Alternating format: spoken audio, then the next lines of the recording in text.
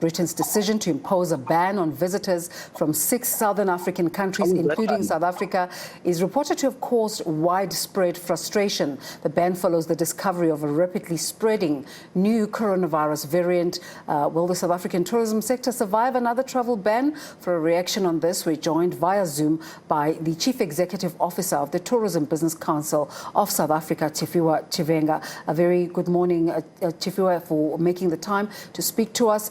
Back to square one, your reaction to South Africa being back on the UK's red list?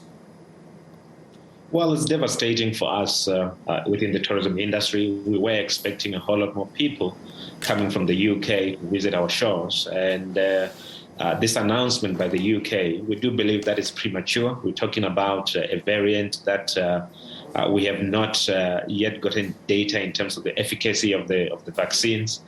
We don't have anything, in front of us that would necessitate this type of decision making. And we think it's unfortunate that the UK have made this decision. It does have a negative impact on tourism, but also we need to be clear that our communication as South Africa Incorporated or Inc. Has not been great, because we went there, we announced that we found this variant, but we don't announce what are the next steps that we're going to be taking in the next coming days to test the efficacy of the vaccine and to make sure that people get full information for decision making. Right now, we are in chaos. And this thing has tendencies of being like a runaway train, and we need to be able to manage this, and we need to communicate better, and there has to be an involvement of government in explaining what are the next steps that we're going to be taking, and when are we going to release the preliminary results in terms of the efficacy of the vaccines and so forth and so on. It's devastating to just announce something and we don't have anything to say in terms of way forward. So it is something that for us, it's damaging. It's extremely damaging. The bookings have been cancelled. No one is going to be coming here from the UK and Israel, and many countries are probably going to follow. So we have to be very careful when we talk about these things. Yes, it's a discovery. Yes, it's good that our scientists have found something. It's how we communicate it and how we position it that matters in terms of protecting the economy. Are you able to tell us how many travelers from the UK we were expecting in South Africa this particular festive season?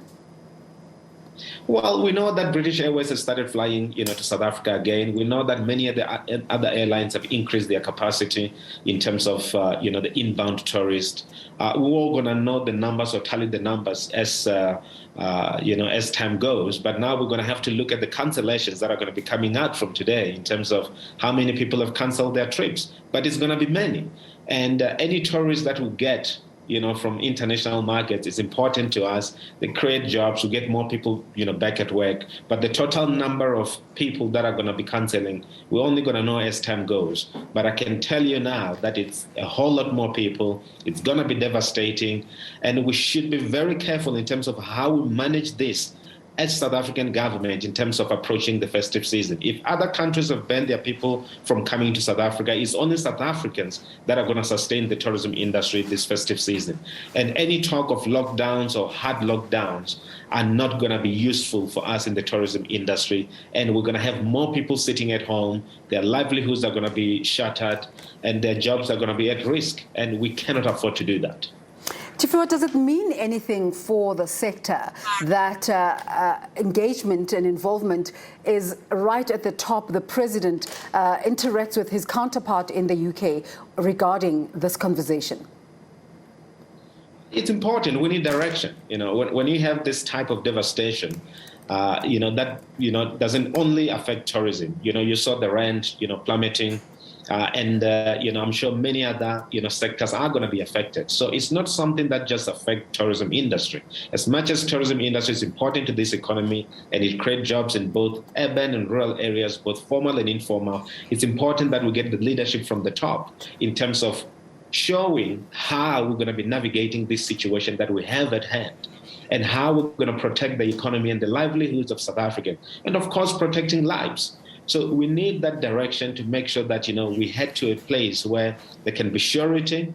We can instill confidence in South Africans and also instill confidence in other countries that are still open to us. We need to remember that we've been living with COVID for a number of months. I mean, it's been 2 years now. And we have managed to navigate our way through various waves, be it the beta variant in the second wave and the third wave, the Delta variant. We've navigated.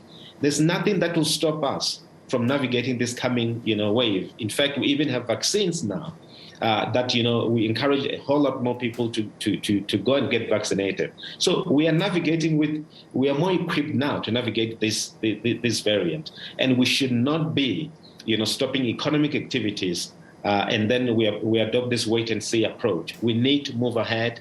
We need to live with the virus. We need to understand that there's going to be many other variants that are going to be coming through of this virus. We need to move ahead and we need to protect the economy, the jobs, and the lives of South Africans.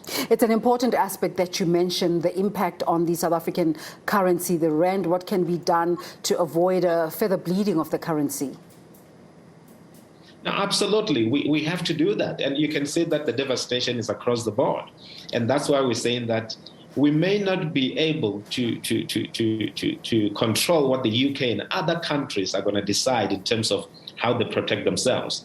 But what we have a full control over is how we react as South African government and how we react as South African citizens and residents that are here in this country. How do we make sure that we protect ourselves and protect each other and protect the jobs and the lives here in the country? So it's up to us that, in whatever we do, we need to make sure that the vaccines, we have the vaccines. We need to make sure that we are vaccinated. We need to make sure that we follow the protocols. We need to make sure that we wear a mask, we social distance, and many other things that we've been doing over the past, 2 years. So it's up to us to do that. But we need to manage what we can manage, and we need to protect the economy at the moment. Tshifhiwa Tshivhenga is the Chief Executive Officer of the Tourism Business Council, and I'm sure we'll continue to have more points or conversations on this development. And thanks to Mr. Tshivhenga.